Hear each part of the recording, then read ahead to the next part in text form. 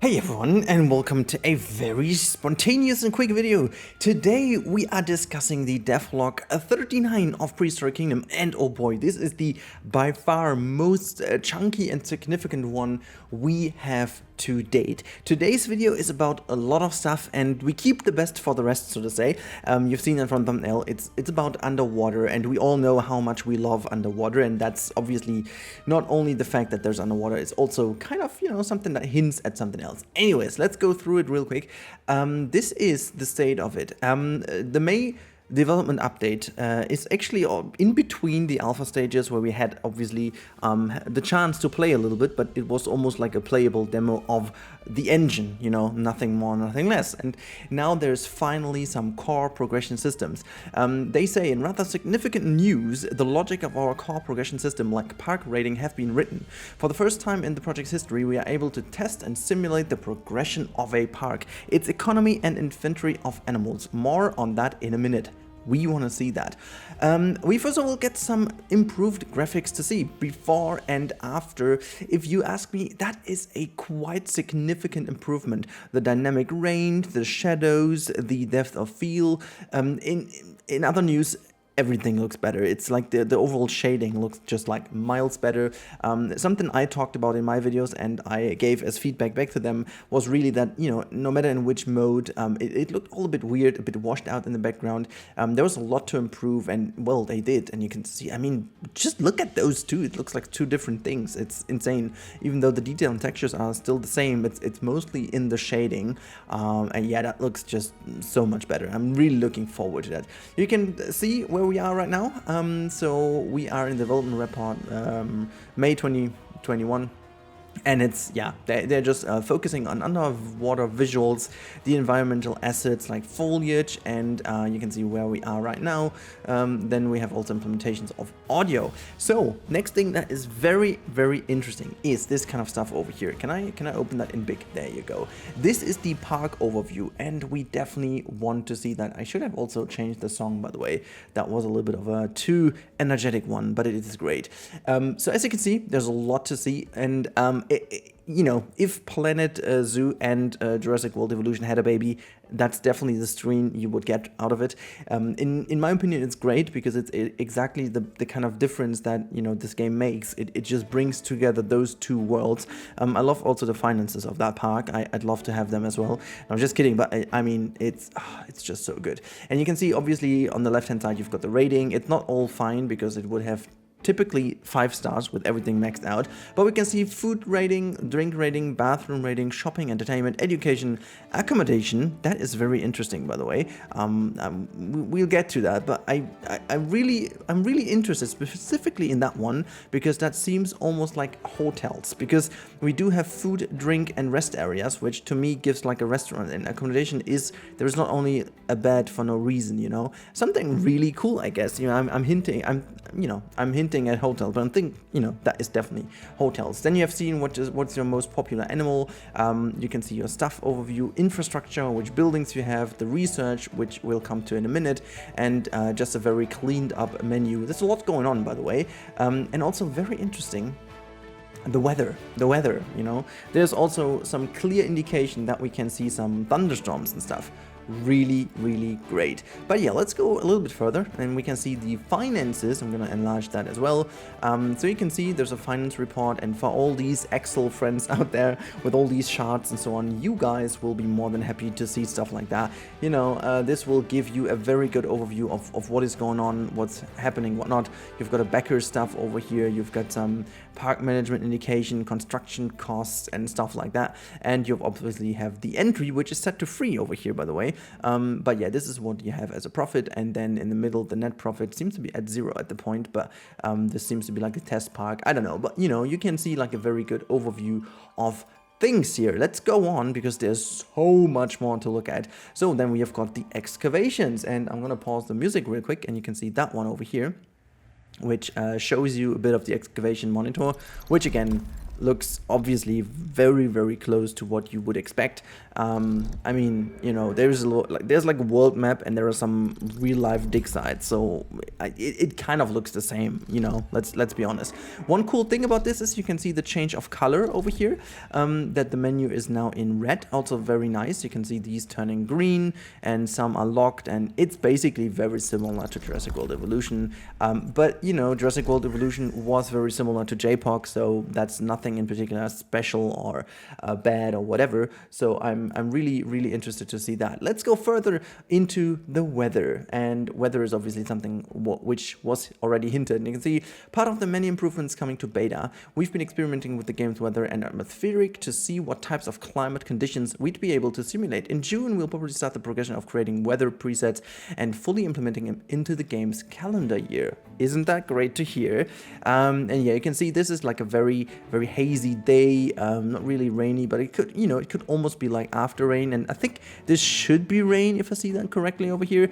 Like it's, yeah, whatever. You can't really tell, but this one looks very cool. It looks almost like after rain, very humid and very high humid density. Like, yeah. It's hazy, whatever. And as you could probably tell, the weather system will also influence the park's soundscape and other simulations like temperature. It's a level of immersion and detail what we've never quite had before, so we're very happy and excited to see where this is gonna take us.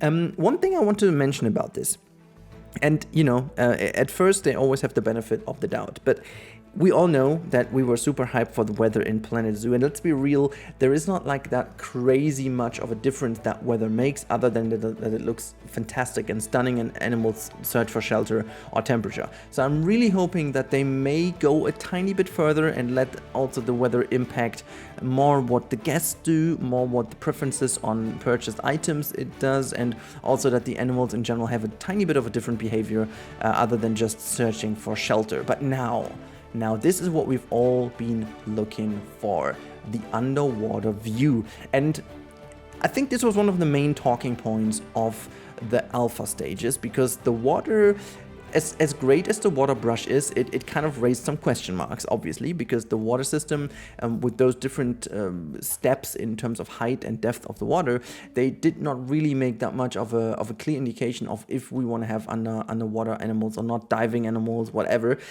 So it is a clear hint that they are working on a proper system like that. And this looks more than just a little bit of a scenery. It looks really like an underwater segment. If we scroll further, you can see a insane shot, by the way. It looks almost like a viewing gallery, I'm not gonna lie.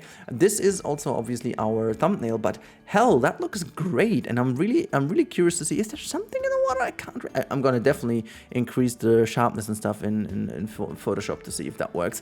But yeah, it's really looking fantastic. I cannot say anything else, but like this looks like in a viewing gallery, but because it's quite hard to get that shot otherwise that clear. So very nice underwater viewing, and now we can also have a little rendering inside of that. Like, have a look on that. Oh my god, look at this. That looks really cool, like really cool. And then you can see some underwater plants that go down here into the water. It really looks great. I mean, this is the kind of stuff you would love to have from the beginning in a game like this. You've got a big boulder here, obviously, our wonderful boulders we all know and love by now. So yeah, you can see that looks really cool, having Rexy above water with a little bit of deformation going on. So really cool stuff. Anyways, and then we have the mini aviary locomotion changes. Flying animals in a contained space are difficult to get right, no matter how you approach them. For us, the best option are tiny micros ended up being in animation loops and predetermined locations, though even that has its own set and unique challenges to overcome. In May, we began developing a more dynamic approach to setting up the navigation path. Instead of a hand animated the entire motion, we've instead switched to using spline and velocity data to inform how a creature should animate as it moves along the path. This may sound like the most obvious choice in hindsight, but the reality is that this approach has a much higher technical development cost to get it looking right and functional correctly. The biggest benefit of this solution, however, is how much time it cuts down on animation allowing us to build a library of unique movements that the game can pick from. And then you can see here the system, which shows you how they fly from here to here, then from here to here. It's a very nice insight into the development. I think you have to be like a bit of an expert in terms of when it comes to this kind of development stuff. So in easy notes is what they do is basically they create an animation for different types of movement, but the movement itself is not animated. So let's say you have a idle animation that is in here, then you have an animation for a transition from idle to fly, and then you have a fly animation which, according to the path it takes, is only changing in the speed of the animation, for example, but the animation stays the same. So the animation work is done, and it's basically a stationary flying animation, and the movement is achieved via these predefined paths that take it a bit more dynamic. Very interesting if you get into it, because it really allows you to be a bit more versatile in stuff that you do. But yeah, very nice stuff indeed. And then we have some sound samples and stuff. We're not going to look into that. You can listen to them yourself. You know, the link is in the description down below. And then we've got some more Foliage Showcase, and with the improved graphics, oh boy, that looks just fantastic. It's really looking so good. And then we've got an Animal Showcase. It's the Parasaurolophus. Parasaurolophus. Oh my god, that Parasaurolophus. I was missing out some letters in there, but yeah, this is a very nice animal in itself, and we all know it, and you know, it's one of the favorite, I guess. And yeah, we've got Nigel's voice again, so cool. You can set this up, and we've got a community spotlight, so credit where it deserves. And we've got Sroop_there with a wonderful viewing gallery kind of thing. It's almost like a theater. And then we've got a beautiful mini aviary, which is a self-created one and not the one in game, which is kind of cool. Jackosaur made that one, and a beautifully created map by Warpath, and you can see all the animals with their skeletons in here. Very nice stuff, and the color coding, very cool, very nice.